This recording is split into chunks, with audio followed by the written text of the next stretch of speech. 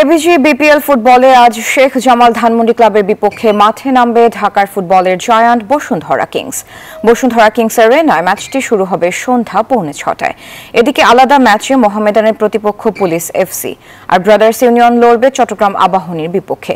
দুটি ম্যাচই শুরু হবে বিকাল 3:45। কিংস অ্যারেনায় ম্যাচটি জিতে শিরোপা জয়ের পথে আরও এক ধাপ এগিয়ে যেতে চায় কিংস।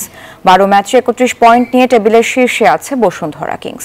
ঘরের মাঠে আসরে মোহামেডানের বিপক্ষে একটি ম্যাচ হেরেছিল তারা, আর এক ম্যাচ ড্র করেছিল শেখ রাসেলের সাথে। বাকি 10 ম্যাচে জিতেছে কিংস। শেখ জামালের সাথে ঘরের মাঠে ডমিনেট করে জিততে চায় বসুন্ধরা কিংস। অন্যদিকে শেখ জামালও চাইছে এই ম্যাচ জিতে টেবিলের 6 নম্বর থেকে আরও এক ধাপ উপরে উঠতে।